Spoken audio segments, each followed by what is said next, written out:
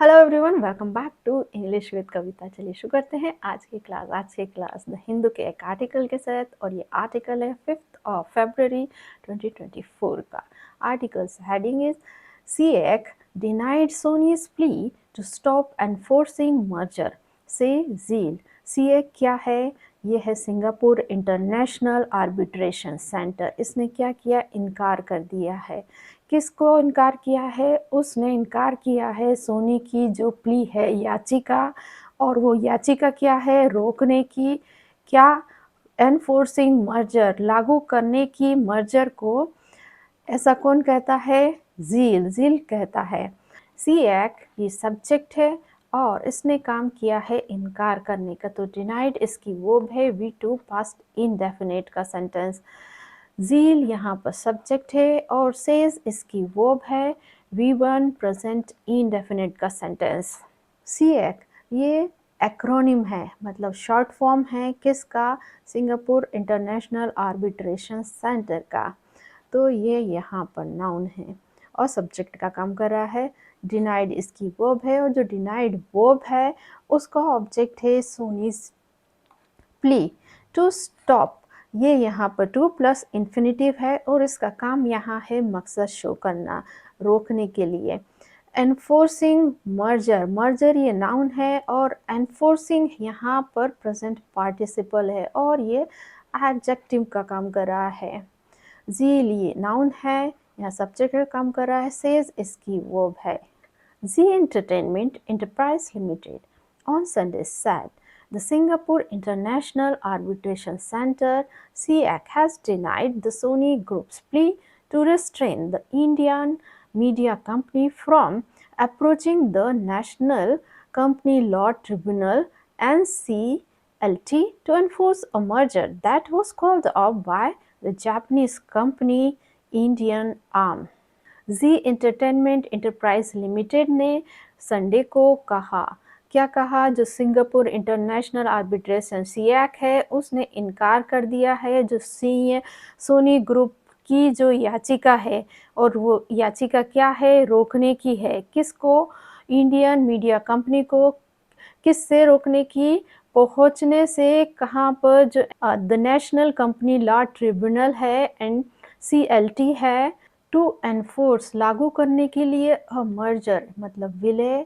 और ये जो विलय है किसको या रोक लगा दी गई थी? किसके द्वारा? जो जापानीज कंपनी की जो भारतीय शाखा है उसके द्वारा। जी एंटरटेनमेंट एंटरप्राइज लिमिटेड ये सब्जेक्ट है और इसने काम किया कहने का, तो सेट इसकी वर्ब है। V2 पास्ट इंडेफिनिट का sentence. The Singapore international arbitration centre ये पूरा एक फ्रेज है और ये सब्जेक्ट है। उसने काम किया है इनकार करने का। हैज़ डिनाइड इसकी वर्ब है और ये प्रेजेंट परफेक्ट का सेंटेंस है। दैट यहाँ पर रिलेटिव प्रोनाउन है और ये आया है अ मर्जर के लिए, और मर्जर की जो वर्ब है वो है was called off, और ये पास्ट इंडेफिनिट का पैसिव का सेंटेंस है। अब पार्ट्स ऑफ स्पीच देखेंगे। लिमिटेड ये शॉर्ट फॉर्म है, एक्रोनिम है, ये एब्रीविएशन है किसका? लिमिटेड कंपनी का। तो कंपनी यहाँ पर हमारा नाउन है। ओके, और इसको मॉडिफाई करेगा कौन सी कंपनी है? जी एंटरटेनमेंट एंटरप्राइजेस, ये पूरा एडजेक्टिव है। ऑन संडे ये एडवर्ब है यहाँ पर। सेड इसकी वर्ब है। जी एंटरटेनमेंट एंटरप्राइजेस लिमिटेड की वर्ब है सेड, और जो सेड वर्ब है उसका ऑब्जेक्ट है the Singapore international arbitration centre. और जो सिंगापुर आर्बिट्रेशन सेंटर है उसकी जो वर्ब है वो है हैज़ डिनाइड, और जो हैज़ डिनाइड वर्ब का ऑब्जेक्ट है the Sony group plea. To restrain यहाँ पर टू प्लस इन्फिनिटिव है और इसका ऑब्जेक्ट है the Indian media company. Company ये नाउन है और जो द इंडियन मीडिया है ये एडजेक्टिव है।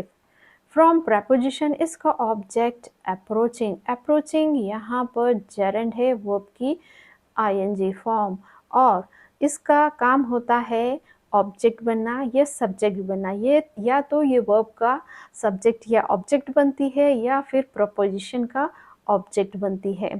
The national tribunal company, tribunal यहाँ पर नाउन है और द नेशनल कंपनी लॉ ये एडजेक्टिव है। ट्रिब्यूनल के बारे में एक्स्ट्रा इन्फॉर्मेशन दे रहा है। टू एनफोर्स ये टू प्लस इन्फिनेटिव है और इसका ऑब्जेक्ट है अ मर्जर। दैट यहाँ रिलेटिव प्रोनाउन है और ये आया है मर्जर के लिए और मर्जर की वर्ब है वॉज कॉल्ड ऑफ। बाय यहाँ प्रेपोजिशन है। The Japanese company Indian arm ये इसका ऑब्जेक्ट है। आर्म ये यहाँ पर नाउन है और द जापानीज कंपनीज इंडियन ये पूरा एडजेक्टिव है। अब डिफ़िकल्ट वर्ड्स को रिवाइज कर लेते हैं। आर्बिट्रेशन सेंटर होता है ऐसा केंद्र जो मध्यस्थता करता है। प्ली होता है याचिका। टू रिस्ट्रेन होता है रुकने के लिए। अप्रोचिंग मतलब पहुंचने से और टू एनफोर्स होता है लागू करने के लिए और कॉल्ड ऑफ होता है रोकना।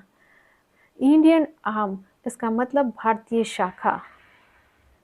ये जो पूरा पैराग्राफ है ये इनडायरेक्ट नरेशन का है और यहाँ पर जो जी एंटरटेनमेंट ने कहा था उसको सैड लगा के बताया है। यहाँ पर दैट का यूज़ नहीं किया गया है। दैट का यूज़ करना ऑप्शनल होता है। We wish to inform that the emergency arbitrator has passed an award dated February 4, 2024, denying the application from emergency interim relief filed by Clover Max and BEPL Bangla Entertainment Private Limited and has determined the emergency arbitrator has no jurisdiction or authority to injunct the company from approaching the NCLT to implement the merger scheme, since these are matters which fall within the statutory system and are for the NCLT to decide, it said.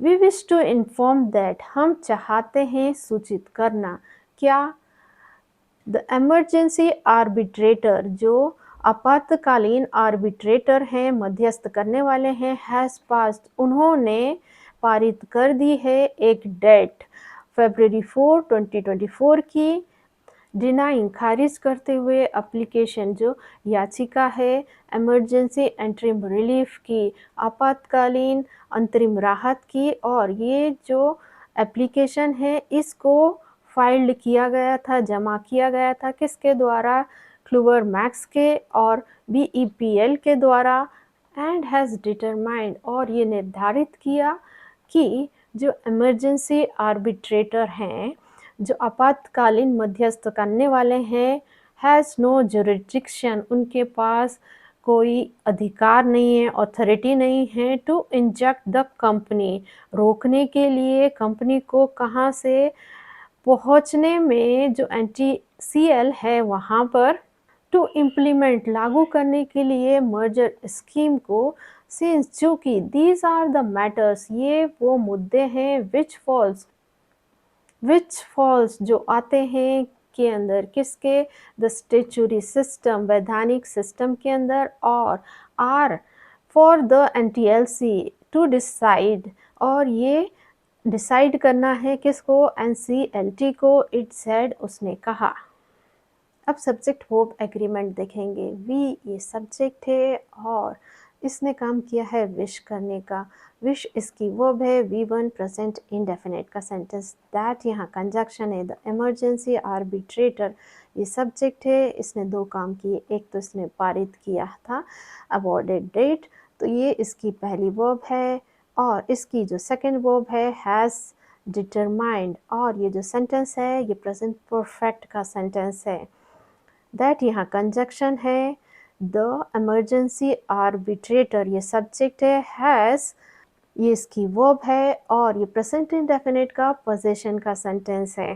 अब difficult words देख लेते हैं। Wish का मतलब होता है इच्छा रखना चाहना। इन्फॉर्म का मतलब सूचित करना। इमरजेंसी आर्बिट्रेटर वो लोग जो आपातकाल में मध्यस्थता करते हैं। एन अवॉर्ड का मतलब होता है देना। डिनाइंग मतलब इनकार करना। इमरजेंसी एंड रिलीफ होता है आपातकालीन अंतरिम राहत। फाइल्ड मतलब जमा करना।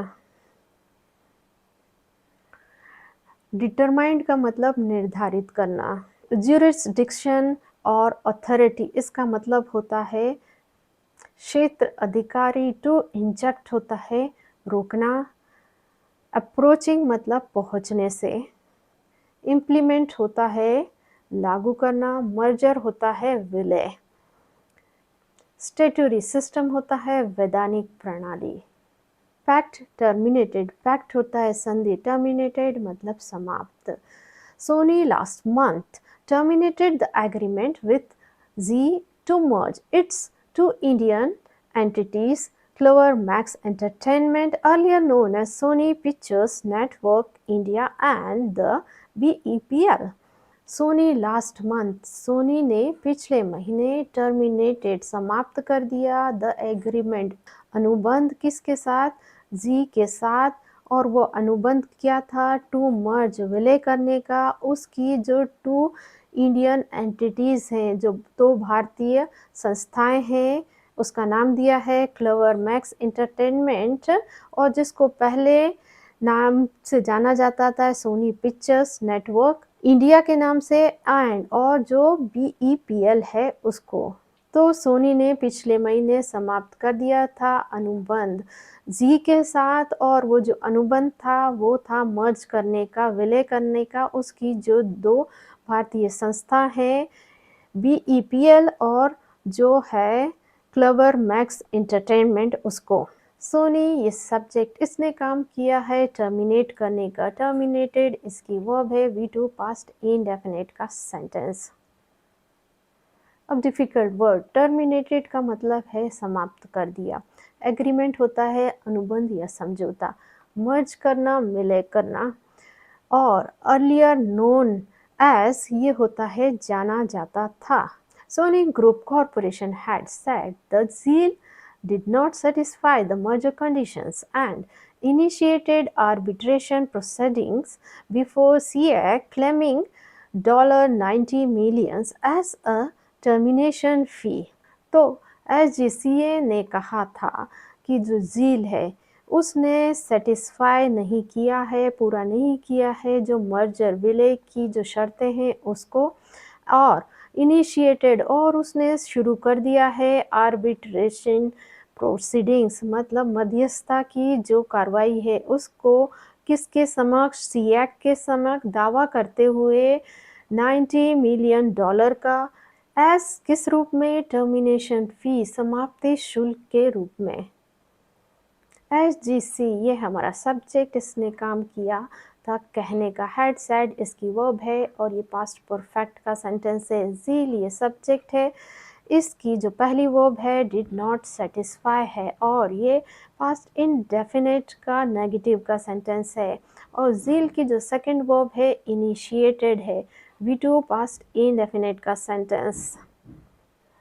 अब डिफ़िकल्ट वर्ड्स को रिवाइज कर लेते हैं। सेटिस्फाई का मतलब होता है संतुष्ट करना या पूरा करना। मर्जर होता है विलय। कंडीशंस होता है शर्तें। आर्बिट्रेशन प्रोसीडिंग्स होती है मध्यस्थता की कार्रवाई। बिफोर के पहले या समक्ष।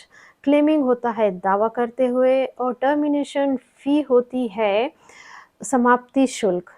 Zee filed a petition before the NCLT seeking direction to the Sony Group to implement the merger scheme. They also initiated legal action to contest the $90 million claim. Zee filed Zee ने दायर की एक petition याचिका before NCLT के समक्ष seeking मांगते हुए direction निर्देश टू द सोनी ग्रुप के लिए टू इम्प्लीमेंट लागू करने के लिए किया जो मर्जर स्कीम है उसको। They also initiated legal action उन्होंने कानूनी जो कार्रवाई है उसको शुरू किया है विरोध करने के लिए, टू कॉन्टेस्ट करने के लिए। क्या जो $90 मिलियन का जो दावा है उसको। तो जी ने एक पिटीशन फाइल की है NTLC के समक्ष मांगते हुए निर्देश सोनी ग्रुप के लिए लागू करने के लिए जो मर्जर स्कीम है उसको, और उन्होंने शुरुआत की है कानूनी कार्रवाई की विरोध करने के लिए जो दावा है $90 मिलियन का उसको। जी हमारा सब्जेक्ट है और उसने काम किया है फाइल करने का। फाइल्ड इसकी वर्ब है, वीटो पास्ट इंडेफिनिट का सेंटेंस। दे ये सब्जेक्ट है। इनिशिएटेड इसकी वर्ब है, वीटो पास्ट इंडेफिनिट का सेंटेंस ऑल्सो यहाँ एडवर्ब है। अब डिफ़िकल्ट वर्ड्स को रिवाइज करते हैं। फाइल्ड मतलब दायर किया, पिटिशन याचिका, सीकिंग मांगते हुए, ये रिक्वेस्ट करते हुए, डायरेक्शन होता है निर्देश, टू इम्प्लीमेंट लागू करने के लिए, मर्जर स्कीम है विलय की जो स्कीम उसके बारे में, इनिशिएटेड शुरुआत किया, लीगल एक्शन होता है कानूनी कार्रवाई, टू कॉन्टेस्ट इसका मतलब विरोध करने के लिए, क्लेम होता है दावा। सो गाइज ये थी आज की क्लास। ऐसे ही लेसन्स के लिए मेरे चैनल को लाइक शेयर और सब्सक्राइब कीजिए। मिलते हैं नेक्स्ट वीडियो में। Till then bye bye.